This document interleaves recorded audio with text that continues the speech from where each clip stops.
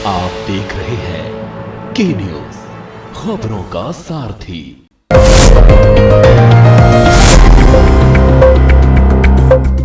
नमस्कार, के न्यूज के खास कार्यक्रम स्पेशल रिपोर्ट में आपका स्वागत है। मैं हूं मनोज मानस और आज हम सबसे पहले बात करेंगे यूपी में लगातार तीसरी बार वापसी के लिए सीएम योगी के मास्टर प्लान की। वहीं देवभूमि उत्तराखंड में सीएम धामी के धार्मिक पर्यटन को फोकस करती हमारी खास रिपोर्ट देखिए। साथ ही मिडिल ईस्ट वार के बीच भारत की मुश्किलों की हम विस्तार से चर्चा करेंगे और चलते चलते बात मध्य प्रदेश के डिंडोरी में भ्रष्टाचार की भेंट चढ़ती प्रधानमंत्री आवास योजना की हम बात करेंगे। तो चलिए अब चलते हैं खबरों के विस्तार में।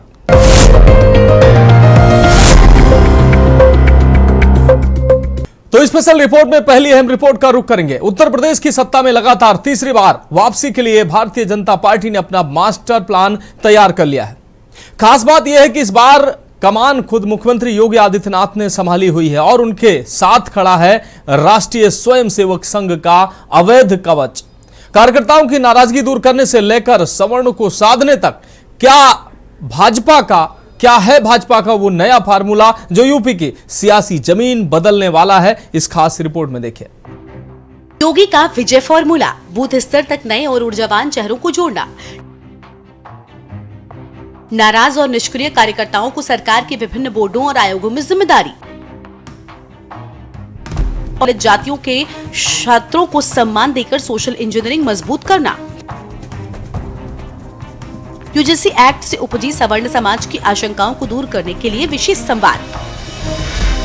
दिल्ली की सत्ता का रास्ता लखनऊ से होकर गुजरता है और इसी लखनऊ की गद्दी पर लगातार तीसरी बार भगवा लहराने के लिए भाजपा ने कमर कस ली है।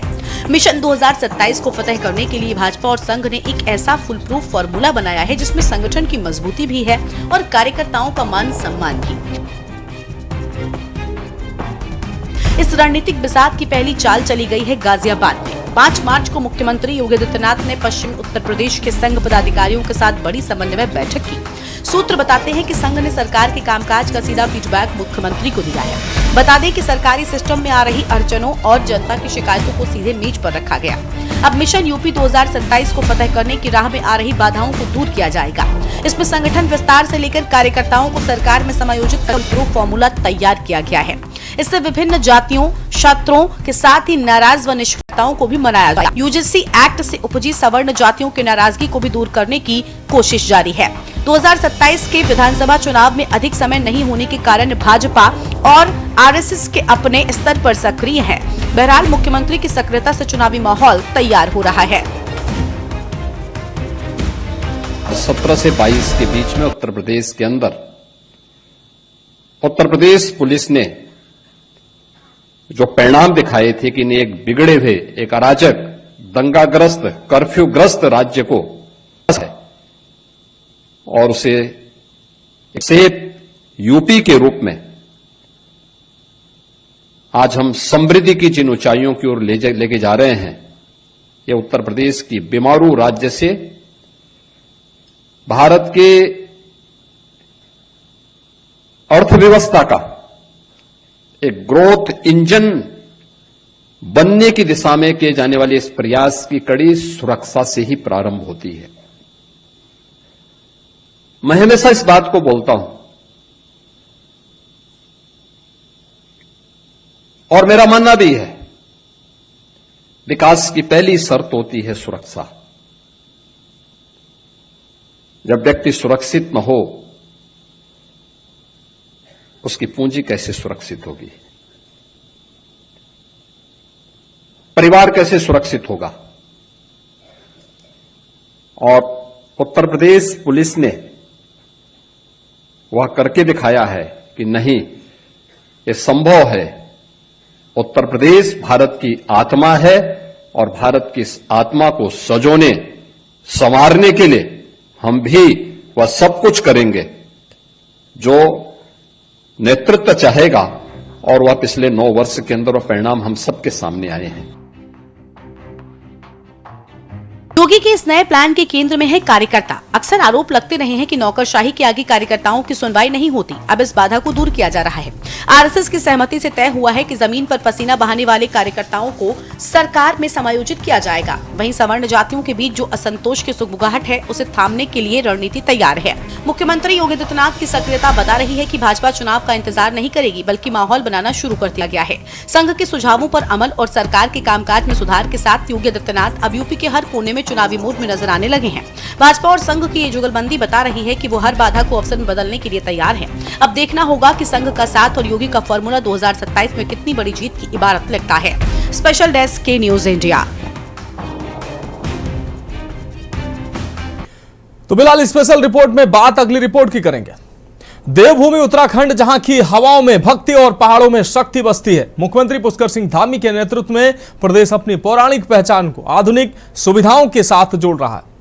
केदारखंड से लेकर मानसखंड तक मंदिरों के पुनरुद्धार का एक ऐसा महाअभियान छिड़ा हुआ है जो न केवल आस्था के केंद्रों को भव्य बना रहा है, बल्कि उत्तराखंड की आर्थिकी की नई पटकथा भी लिख रहा है। आइए इस खास रिपोर्ट में देखें। धामी सरकार का धार्मिक पर्यटन पर फोकस, पौराणिक मंदिरों का संरक्षण और पर्यटन को बढ़ावा, और रोपवे, चौड़ी सड़कें और होम स्टे का जाल।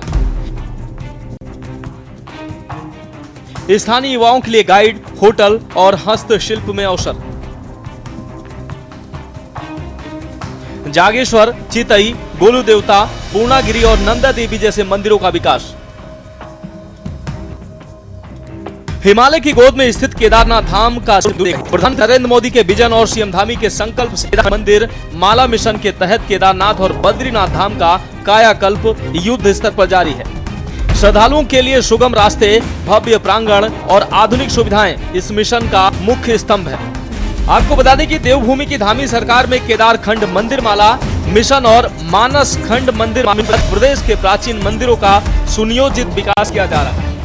इन मिशनों के माध्यम से न केवल देव स्थलों का पुनरुद्धार हो रहा है, बल्कि धार्मिक पर्यटन को नई गति मिल रही है। माथे पे तिलक, सुंदर अपार। अध्यक्ष जी, आगामी वित्तीय वर्ष में मानसखंड मंदिर माला मिशन के अंतर्गत द्वितीय चरण में 14 मंदिरों के सुदृढ़ीकरण तथा केदारखंड माला मिशन के अंतर्गत केदारखंड के महत्वपूर्ण मंदिर केदारनाथ, मद महेश्वर, तुंगनाथ, रुद्रनाथ, कल्पेश्वर इत्यादि मंदिरों में अवस्थापना सुविधाओं का विकास किया जाना प्रस्तावित है। टूरिज्म डेस्टिनेशन प्लान महासुदेव के माणा, टिम्बर सैंड, चमोली, कुंची पिथौरागढ़ का विकास किया जा रहा है। धामी का मंत्र अतिथि देवो भव। आपको बता दें कि विकास की लहर केवल गढ़वाल तक सीमित नहीं है। अब बारी है कुमाऊं के पौराणिक मंदिरों की। मानस मंदिर माला मिशन के जरिए मंडल के करीब 40 से ज्यादा मंदिरों को एक सर्किट में जोड़ रही है। जागेश्वर धाम हो या आदि कैलाश, हर ओर इंफ्रास्ट्रक्चर को मजबूत किया जा रहा है ताकि अतिथि देवो भव का मंत्र धरातल पर उतरे। इस मसले पर सीएम धामी का कहना है कि हमारा लक्ष्य है कि आने वाले समय में उत्तराखंड दुनिया की आध्यात्मिक राजधानी केदारखंड और मानसखंड के माध्यम से अपनी संस्कृति को बचाया जा रहा है और स्थानीय लोगों के लिए स्वरोजगार के द्वार भी खोले जा रहे हैं। देवभूमि परिवार योजना चूंकि एक ऐसी योजना है जिससे कि पूरे देवभूमि का जो आने वाले समय में डेमोग्राफिक रूप से, यहाँ के सांस्कृतिक रूप से, किसी भी प्रकार से यहाँ की जो देवत्व है उसको नुकसान न हो, देवभूमि का मूल अस्तित्व बना रहे, उसको लेकर ये योजना लाई गई है। और ये योजना हमारे बच्चों के भविष्य को सुरक्षित करने के लिए भी, भावी कर्णधारों को एक सुरक्षित उत्तराखंड मिले, उस दिशा में बहुत महत्वपूर्ण योजना है। विकास और पर्यावरण के बीच संतुलन।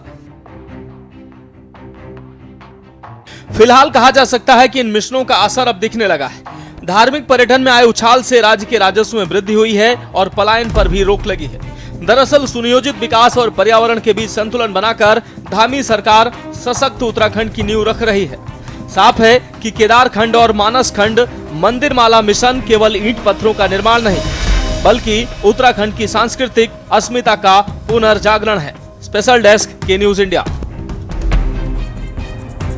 फिलहाल स्पेशल रिपोर्ट में वक्त एक अहम ब्रेक का। ब्रेक के बाद अगली रिपोर्ट का रुख करेंगे।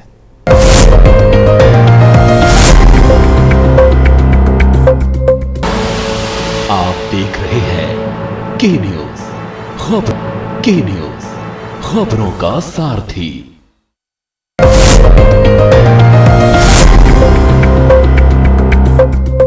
तो स्पेशल रिपोर्ट में बात अब अगली रिपोर्ट की करेंगे। मिडिल ईस्ट की रणभूमि अब सिर्फ दो देशों की जंग नहीं रही, बल्कि करोड़ों भारतीयों की चिंता बन गई है। ईरान इजराइल युद्ध की तपिश अब भारत की रसोई और नौजवानों के भविष्य तक पहुंच चुकी है। एक तरफ जहां 90 लाख भारतीयों की सुरक्षा सरकार के लिए सबसे बड़ी चुनौती बनी हुई है, वहीं दूसरी तरफ देश में पेट्रोल डीजल की कीमत और रोजगार का संकट गहराने लगा है। हमारी इस खास रिपोर्ट में देखिए मिडिल ईस्ट का चक्रव्यूह। जंग के हालात, भारत के प्रयास।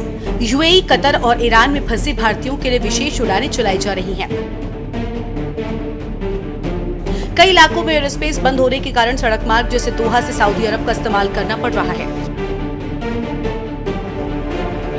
विदेश मंत्रालय ने 24 घंटे 7 दिन हेल्पलाइन कंट्रोल रूम सक्रिय कर रखा है।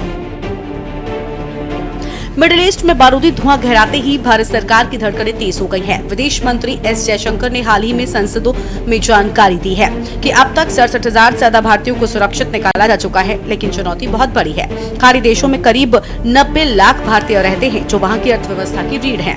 कोई क्राइसिस नहीं है, थोड़ा बहुत परेशानी बढ़ेगा। हमारा केंद्रीय सरकार की पूरी नजर और निगाह है।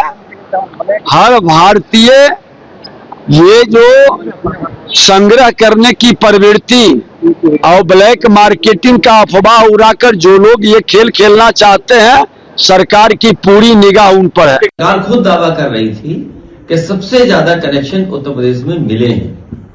अब सरकार की जिम्मेदारी बनती है कि वो सिलेंडर भरे कैसे जाएंगे, और सरकार पर क्या कोई अल्टरनेटिव रास्ता है।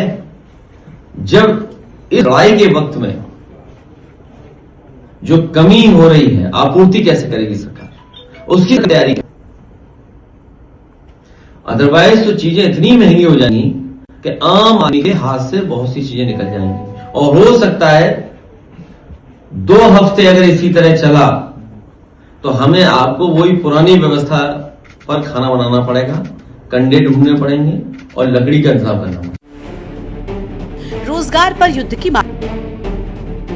आपको बता दें कि युद्ध की मार सिर्फ जान माल पर नहीं, बल्कि भारत के नौजवानों के सपनों पर भी पड़ी है। केरल, तेलंगाना और उत्तर प्रदेश जैसे राज्यों से हर साल लाखों युवा रोजगार की तलाश में खाड़ी देशों का रुख करते हैं, लेकिन अब हालात बदल रहे हैं। कंस्ट्रक्शन, हॉस्पिटैलिटी और लॉजिस्टिक्स जैसे सेक्टर, जहां सबसे ज्यादा भारतीय काम करते हैं, युद्ध के कारण ठप होने की कगार पर हैं। अमेरिका और इजराइल के ईरान के साथ टकराव ने उन कंपनियों को काम रोकने पर मजबूर कर दिया है जो सप्लाई चेन का हिस्सा थी। हजारों नौजवानों के वीजा और वर्क परमिट अधर में लटके हैं, जिससे भारत में रिवर्स माइग्रेशन का खतरा बढ़ गया है। पेट्रोल डीजल की किल्लत और बढ़ती कीमतें। बता दें कि युद्ध की तपिश अब आपके वाहन की टंकी और घर के बजट तक पहुंच चुकी है। अंतर्राष्ट्रीय बाजार में कच्चे तेल की कीमतें $100 प्रति बैरल पार कर निकल गई है। हालांकि मोदी सरकार ने अभी पेट्रोल डीजल की कीमतों में भारी बढ़ोतरी नहीं की है, लेकिन एलपीजी सिलेंडर के दाम 60 रुपए तक बढ़ चुके हैं। क्या है भारत सरकार की तैयारी? पेट्रोलियम मंत्री हरदीप सिंह पुरी ने भरोसा दिलाया है कि भारत के पास 45 दिनों का भंडार है, लेकिन अगर स्ट्रेट ऑफ हार्मुज बंद हुआ तो आपूर्ति पूरी तरह से ठप हो सकती है। सरकार ने रिफाइनरियों को निर्देश दिया है कि वो पेट्रोकेमिकल उत्पादन घटाकर घरेलू एलपीजी और डीजल की सप्लाई पर ध्यान दें। प्रधानमंत्री नरेंद्र मोदी खुद स्थिति की निगरानी कर रहे हैं। भारत की रणनीतिक परीक्षा। बहरहाल मौजूदा हालातों को देखते हुए भारत की रणनीतिक स्वायत्तता की परीक्षा हो रही है। भारत ने स्पष्ट कहा है कि युद्ध का युग नहीं है। भारत जहां इजराइल के साथ रक्षा संबंधों को तौल रहा है, तो वहीं ईरान के साथ ऐतिहासिक रिश्तों और ऊर्जा जरूरतों को भी नजरअंदाज नहीं कर सकता। आवश्यक वस्तु अधिनियम लागू। वहां भारत सरकार मिडिल ईस्ट में बढ़ते तनाव और उससे उत्पन्न ऊर्जा संकट को देखते हुए आवश्यक अधिनियम 1955 के तहत बड़े कदम उठाए हैं। 10 मार्च 2026 को जारी अधिसूचना के अनुसार सरकार पेट्रोलियम उत्पादों और प्राकृतिक गैस की आपूर्ति को नियंत्रित करने के लिए अपनी शक्तियों का उपयोग किया है। मिडिल ईस्ट में युद्ध के कारण होर्मुज जल डमरू मध्य से होने वाली LNG यानी तरल प्राकृतिक गैस की सप्लाई बाधित हुई है। भारत अपनी LPG जरूरतों का लगभग 60 से 65% आयात करता है। आपूर्ति में कमी और जमाखोरी की आशंका को देखते हुए सरकार ने ये आपातकालीन कदम उठाया है ताकि आम जनता को रसोई गैस और ईंधन की किल्लत न हो। बता दें कि आवश्यक वस्तु अधिनियम का उद्देश्य सुनिश्चित करना है कि युद्ध के बावजूद आपके घर का चूल्हा जलता रहे और सार्वजनिक परिवहन CNG सप्लाई ठप न हो। हालांकि औद्योगिक उत्पादन में गैस कटौती से कुछ अन्य चीजों के दाम बढ़ सकते हैं, लेकिन ईंधन की उपलब्धता बनी रहेगी। इस वक्त देश बहुत गंभीर संकट से गुजर रहा है। पूरे देश में LPG गैस जिसे हम बोलते हैं, जो घरों में खाना बनाने के भी काम आती है, रेस्टोरेंट में, इंडस्ट्री में, तरह तरह से लोग इसका इस्तेमाल करते हैं LPG सिलेंडर का, गैस का। इसकी देश में भारी किल्लत हो गई है और उसका कारण है कि पूरे देश में जितनी डेली प्रोडक्शन होती है उसकी 50% प्रोडक्शन कम हो रही है, 50% प्रोडक्शन कम हो रही है। ये कैसे, मैं आपको थोड़ा समझाता हूँ। हमारे देश में जितनी LPG की खपत है उसका 60% इंपोर्ट होता है और उस 60% इंपोर्ट का 90% स्ट्रेट ऑफ हॉर्मुज है।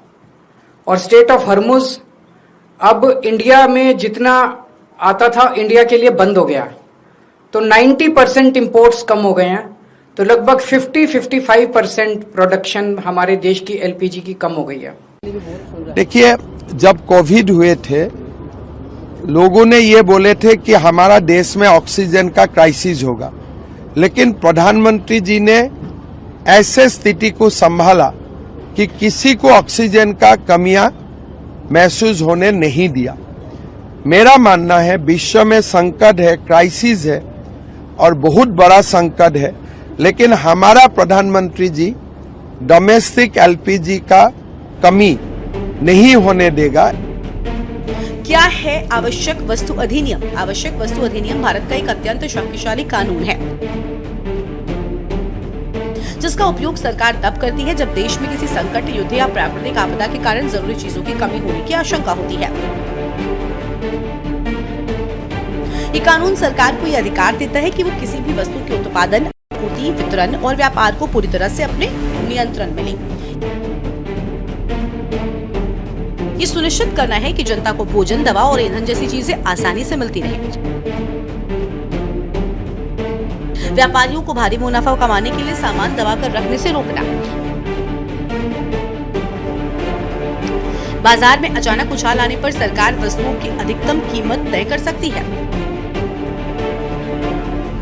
इस कानून का उल्लंघन करना एक गंभीर अपराध माना जाता है। दोषी पाए जाने पर 3 महीने से लेकर 7 साल तक की जेल हो सकती है। दोषी व्यापारी पर भारी जुर्माना लगाया जा सकता है।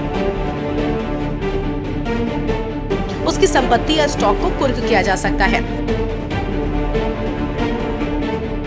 बता दें कि मिडिल ईस्ट युद्ध के चलते भारत ने इस कानून का उपयोग विशेष रूप से ईंधन और गैस के लिए किया है। चूंकि भारत अपनी गैस और तेल की जरूरतों के लिए आयात पर निर्भर है, इसलिए इस एक्ट के जरिए सरकार ये सुनिश्चित कर रही है कि उपलब्ध स्टॉक को सबसे पहले घरों, LPG और वाहनों CNG के लिए सुरक्षित रखा जाए, न कि औद्योगिक मुनाफे के लिए। बहरहाल मिडिल ईस्ट का ये संकट भारत के लिए दोहरी चुनौती है, यही कि अपनों को सुरक्षित घर लाना और देश की अर्थव्यवस्था को ईंधन के झटके से बचाना। सरकार के पास विकल्प सीमित है और समय कम।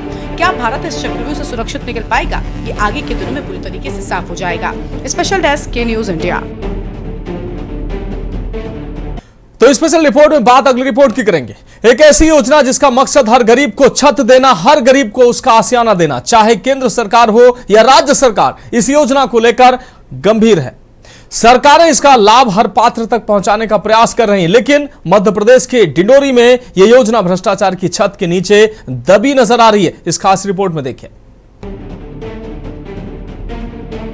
आज हम बात कर रहे हैं उस सपने की जो एक गरीब परिवार अपनी पूरी जिंदगी की जमा पूंजी लगाकर देखता है, एक अदद अपनी छत का सपना। लेकिन मध्य प्रदेश के डिंडोरी में इस सपने को भ्रष्टाचार की दीमक चाट रही है। प्रधानमंत्री आवास योजना जिसका मकसद हर गरीब को घर देना है, डिंडोरी में विवादों के घेरे में है। 29 करोड़ का भारी भरकम बजट, 9 साल का लंबा वक्त, लेकिन नतीजा क्या? अधूरे पड़े जर्जर मकान और खंडर होती दीवारें।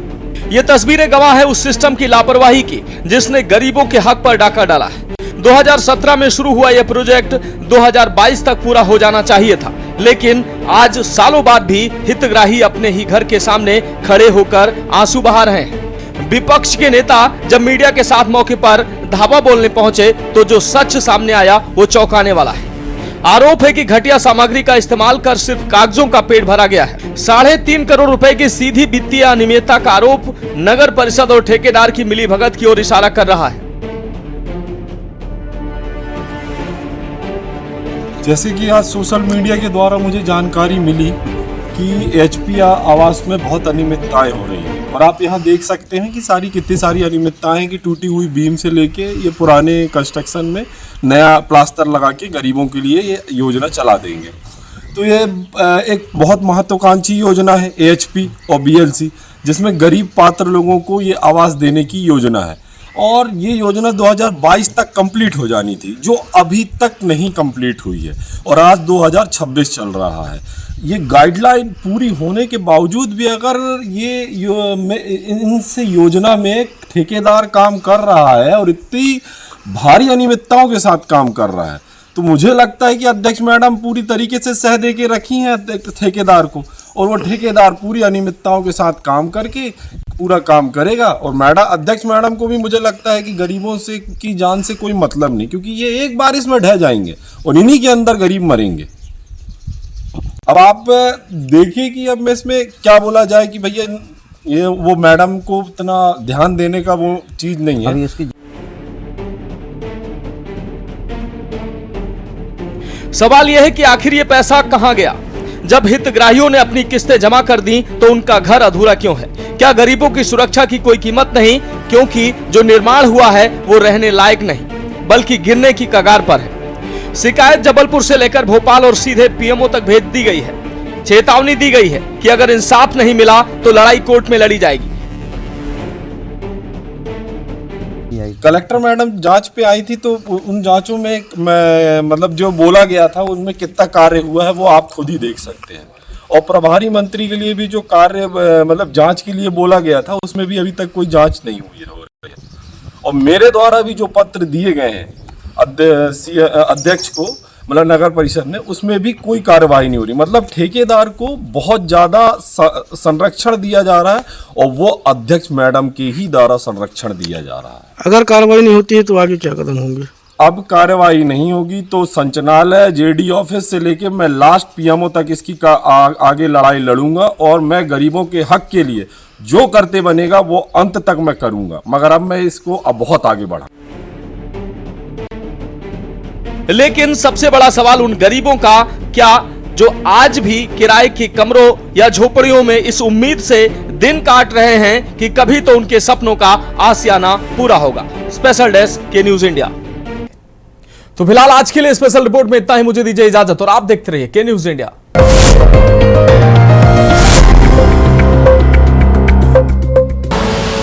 आप देख रहे हैं के न्यूज, खबरों का सार।